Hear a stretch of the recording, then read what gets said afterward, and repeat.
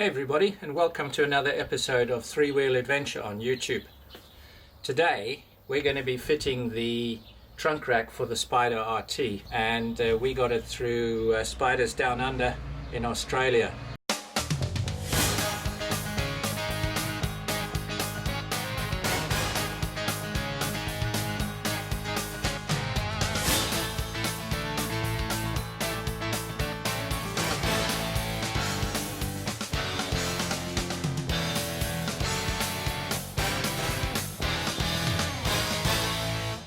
So out the box, basically what we're looking at is this puppy here. I'm told, well, I read in the instructions, it seems a very simple process, so I don't think we're going to have a problem putting it together. Some basic tools, a hammer, center punch, 8mm drill and a 4mm Allen key. So this is the instructions according to the manufacturer. Okay, so the installation: with the rubber caps on the back legs, set the rack on the trunk lid and line the center of the trunk with the center of the rack. Hang on a sec. Sorry about that, I have to keep chasing the birds away, they're noisier than I am. Okay, so we've aligned the luggage rack up, which I've already showed you on the back here.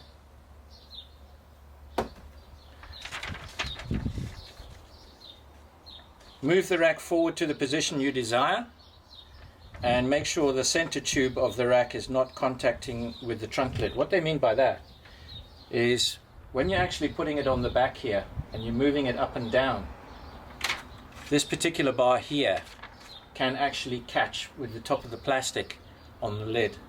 And of course you don't want that, because as soon as that starts vibrating, it's going to make a mess of your paintwork. So once you've got it lined up, you need to move it up and down until you've got it not resting on the BRP chrome emblem itself, just above that, but not too far up that particular center bar is going to start touching the paintwork. It's just a basically fiddle around with it until you find the best place to put it. Once you've done that, lift the rack slightly and place a piece of masking tape about 3 to 4 inches long under each of the legs on the rack. So once you've sort of got your rack established and you know exactly where it's going to go, get some masking tape. Again, this is something, unless you've got 8 arms, you're going to have to do, sort of level it out with your eyes. Get the pieces. I've already done a piece of video, I'll show that to you now. As you can see here, I've already masked up the holes where they're going to be drilled with masking tape, and of course taken a pen round the side of the rubber feet, so we've got the exact position where the legs are going to go, and then I've whacked them with a center punch. Make sure that your holes as well are the same diameter from here across to here as they are from here across to here, otherwise you're going to be out of alignment.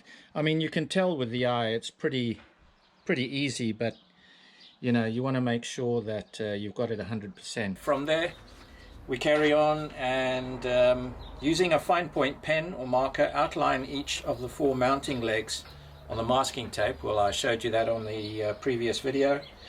Remove the rack, then position it onto the marks to make sure that it's in the correct position that you desire. It's always good to put it back on where you've just marked up and have another look, you know, just to make sure. Once you cut those holes, it's too late, so it's always good to know beforehand. Open the trunk lid and using a T20 torque driver, remove the 6 screws that hold the outer trunk lid to the inner trunk lid. So that's what we're going to be doing next, and we'll continue from there. Okay, so here's my T20 torque driver. So open it up the top here, and there's 6 screws to take off basically.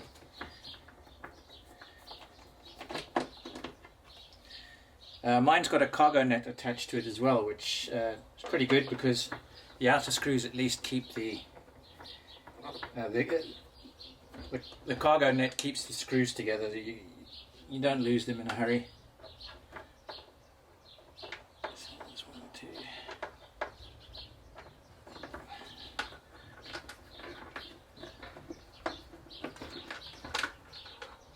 One more.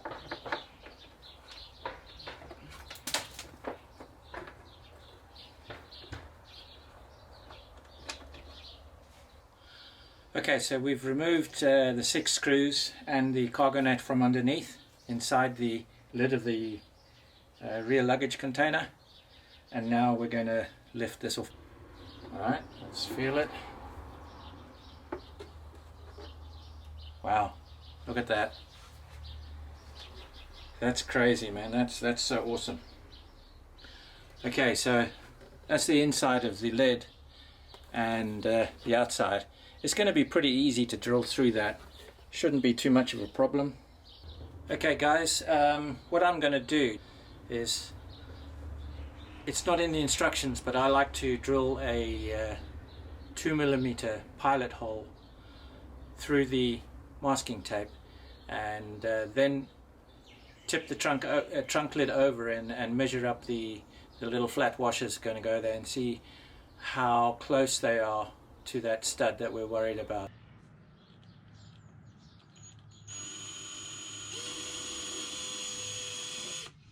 So that went through fairly easy.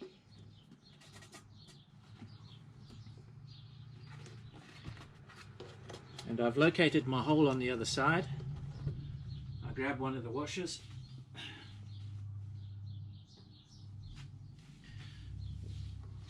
So this is the actual washer that's going to go in there, and I'll show you.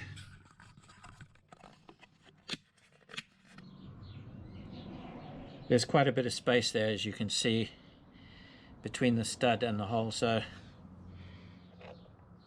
I'll line it up properly. That's where the hole's going to be. Okay, we're gonna cut the next hole now as well, see how that goes.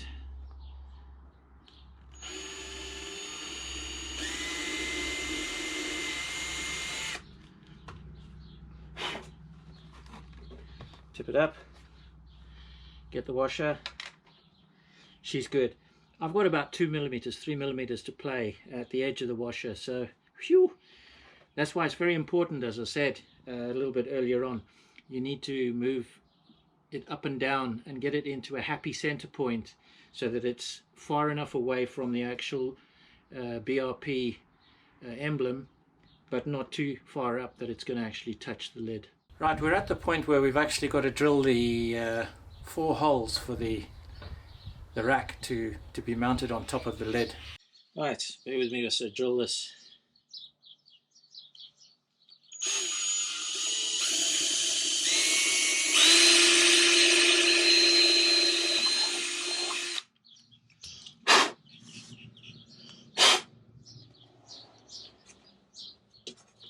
She's made a very clean cut. Always make sure you've got a nice sharp drill bit, because there's nothing worse than a blunt one and it makes a mess of the plastic.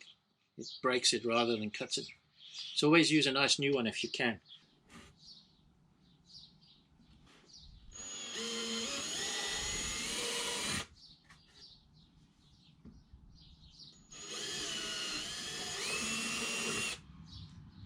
Okay, so the next step in the instructions is to remove the masking tape so that we can put the luggage rack on. So we're going to pull these off and hopefully, wow, I'm really happy with that. That hole is clean and absolutely spotless. There's not a burr on it, which is absolutely good. Once again, don't forget, sharp drills. Even if you have to go out and buy a new one, go and do it, because you don't want to be cleaning up burrs and scratched plastic afterwards. It takes a little bit of wobbly jiggly, putting the bolts through and lining the tapered washers with plastic. You get your head around it fairly quickly once you turn them around, and then you'll see the position that the bolts are going in. and to be honest, it's taken me about 20 minutes to get them all done. So I've got all 4 bolts in, making it nice and tight for the last one, and then I'll just go around and check. I don't want that too tight. I don't want it potentially cracking the plastic. That's another thing you've got to watch. Make sure that there's a little bit of give on your rubber, on the washers that is. Okay.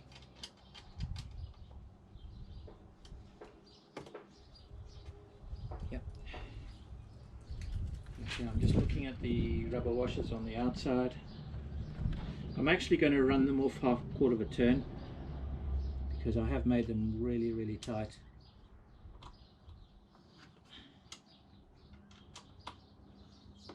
Okay. I prefer a bit of play with the rubber washer.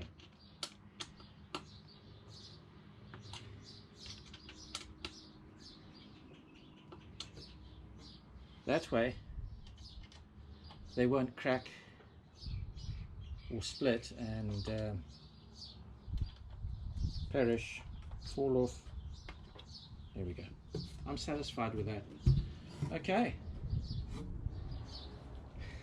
that's it, final product. All we've got to do now is put it back on the CanAm.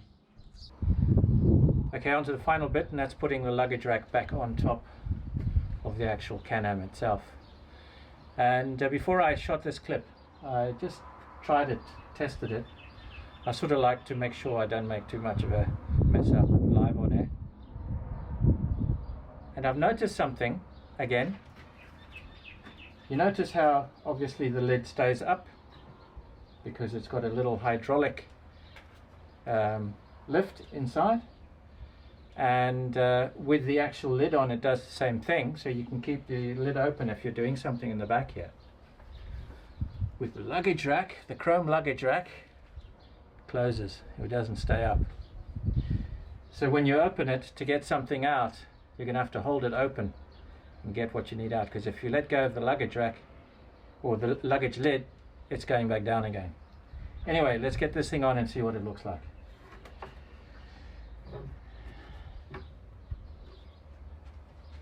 So there's the finished product. Quite happy with the actual fitting. I've had some Chinese stuff that you have to be creative to make them fit, but I must say these guys do a fantastic job. Right, let's get it on and lined up.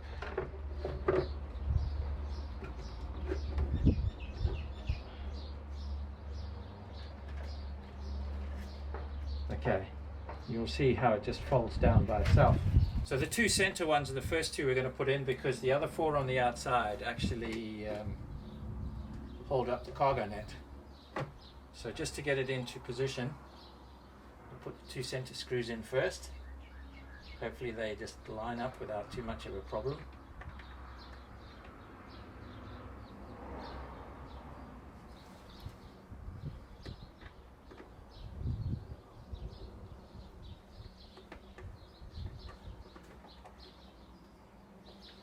First one went in fine.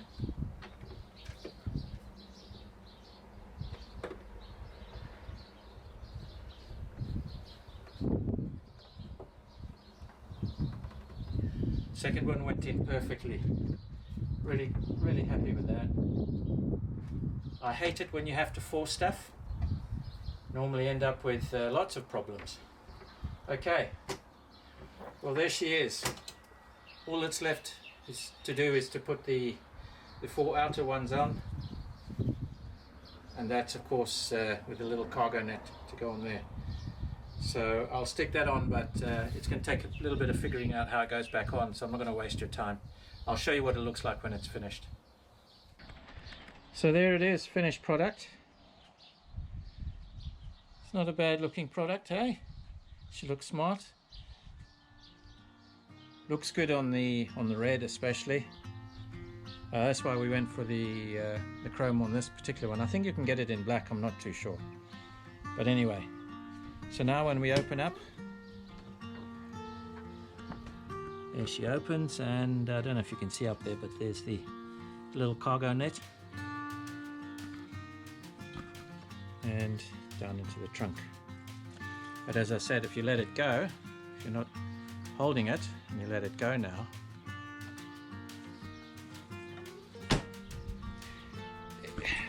it's not a game changer for me. It's not going to stop me from putting it on. I'm going to take it off again because of that. I can always use something to prop it up, but there you go.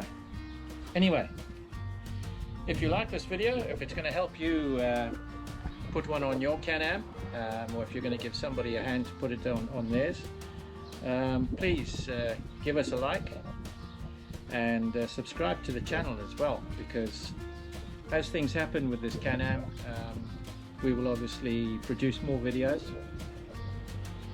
We're going to be probably moving on to a newer one potentially next year, but if not, we've still got lots to ride this one out.